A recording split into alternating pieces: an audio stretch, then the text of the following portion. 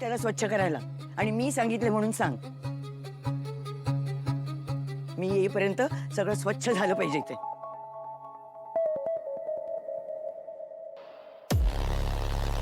Rohini, coffee कुठे आहे? रोज नव्याने सांगायचं का तुला? जा घेऊन ये.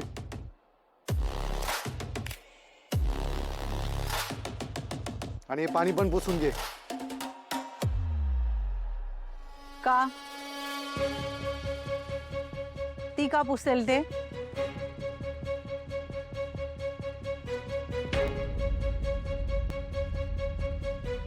ते साफ करायचं काम तिचं नाहीये. अरे ते काम तुला दिलेलं आहे ना, ते तू करशील. आणि काल मसाले पण यानेच फेकले होते ना सगळे. अरे हो, विसरलो मी. पण मग टेक्निकली चूक तुझी आहे, कारण मला राग तुझा आला होता. ही अशी पद्धत नाहीये राग व्यक्त करायची. तू नको शिकू मला. काय ना, माझ्या राग व्यक्त करण्याच्या पद्धती झेपणार नाहीत तुला. धमकी देतोयस? मग काय दादाला सांगणार? दादाने तुला थोडा भाव काय दिला, डोक्यात हवा जाऊन देऊ नकोस. तेवढ्यानं घराची मालकीण होत नाहीस तू. या घराची मालकीण होणं हे प्रयोजनच नाही अरे माझं. आणि घराची काळजी घेण्यासाठी मालकीण वगैरे व्हावं लागत नाही. अरे आपण जिथे राहतो ना, त्या वास्तूची, त्या घराची देखभाल करावी, तिथे स्वच्छता राखावी, चांगलं असतं ते.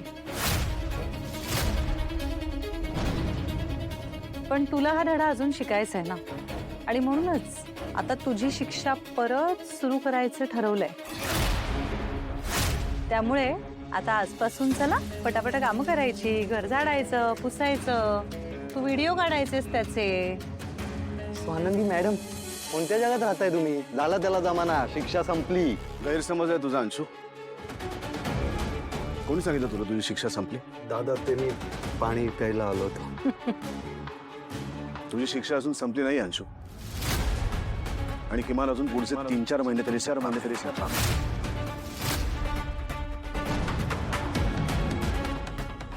आणि मी त्याच वेळेस तुला सांगितलं होतं की तुझी शिक्षा कधी संपवायची हे स्वानंदी मॅडम ठरवतील.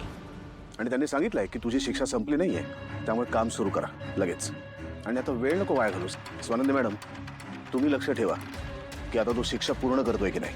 हो, यावेळी मी खूपच नीट लक्ष ठेवेन. येतो. अरे असा कसा चाललास? ब्रेकफास्ट करून जा ना. नको आजी, भूक नाही आहे मला. भूक नसायला काय झालं? काही नाही. पिंट्या, खरं खरं सांग, काय झालंय? केऑस चाललाय का आजी ऑफिसमध्ये? सुधरतच नाहीये काय? अंशू, माझ्या रूम मध्ये येऊन तोडफोड करायची नाही सांगून ठेवते. मी तर म्हणतो त्या स्वानंदीलाच डायरेक्ट उडवून टाकू. शांत बस जरा, शांत शांत. डोकं ठिकाण्यावर, शांत. शांतच बसलोय मी मॉम. नाहीतर एव्हा ना बॉम्ब लावून घर उडवून टाकलं असतंय. ह्याला बॉम्ब लावून उडव, त्याला संपव, हेच चाललंय का रे तुझ्या डोक्यात? हा, अरे ती स्वानंदी निकिताला भेटायला जाते म्हणजे काहीतरी जोरदार प्लॅन असणार. म्हणजे फक्त आनंद आणि समर मध्ये मध्यस्थी करायची नाहीये, काहीतरी वेगळा पण प्लॅन असणार त्यांच्या डोक्यात. म्हणून ते सारखे भेटीगाठी होत आहेत. सोड ना, डायरेक्ट उडवून टाकू तिला, म्हणजे विषयच संपला. अंशू, हेच नकोय आपल्याला. ह्याला उडव, त्याला संपू, बस झालं आता. डोक्याचा वापर कर. तुला फक्त एवढंच सांगितलेलं, ऑफिस मध्ये जा आणि शांत डोक्याने काम कर. पण नाही, ते नाही जमलं आपल्याला. अंशू, तुला या घराचा मालक करायचंय.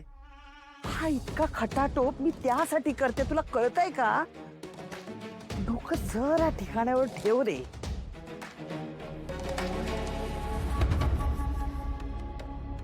आप्पी बाळा, खरंच तू छान काम करतेस. आता ऐक बाळा, काहीही झालं तरी समर आणि आनंद मध्ये स्वानंदीमुळे कम्युनिकेशन होता कामा नये. कळलं? ही स्वानंदी आहे ना, ती त्या दोघांमधला ब्रिज बनायला बघते. ते होता कामा नये. केलं ना तुझं कौतुक? Thank you mamma. शेवटी आहे ना, तुझा विश्वास माझ्यावरच आहे, मला ठाऊक आहे. बघितलं संशू, हे सगळं तुझ्यासाठी चाललंय आणि त्याचे कष्ट मला घ्यावे लागतात. मम्मा, तू काळजी करू नकोस. तुला जे वाटतंय ना, ते काही नाही होणार. त्याची काळजी मी घेईन. बघ, शिक जरा. साऱ्या डील्सच्या मीटिंग शेड्यूल करायच्या आहेत. समरला त्यातलं काही माहित नाही, म्हणजे छोट्या छोट्या डील्स विषयी त्याला काहीच माहित नाही, काही अंदाज नाही. मला मला मला असं वाटतं मी गेलं पाहिजे ऑफिसला. गरज आहे त्याला माझी. मीच जातो. आनंदात थांबा तुम्ही नका जाऊ ऑफिसला. अगं समरला गरज आहे माझी. मला गेलं पाहिजे. त्यांना तुमची गरज आहे हे माहिती आहे ना तुम्हाला. हो म्हणूनच तर म्हणतोय ना मला ऑफिसमध्ये जावं लागेल. नाही पण मी वेगळं म्हणते. त्यांना तुमची गरज आहे हे त्यांना सुद्धा कळायला हवं. आनंदाला कधीतरी थोडा ॲब्सेन्स बरा असतो पेक्षा गरजेचा असतो समोरच्याला आपली किंमत कळण्यासाठी.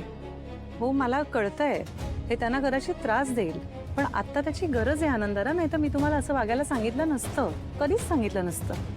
पण आनंदाला आत्ता त्यांना कळू दे की तुम्ही नसल्यामुळे ना काम अडतंय.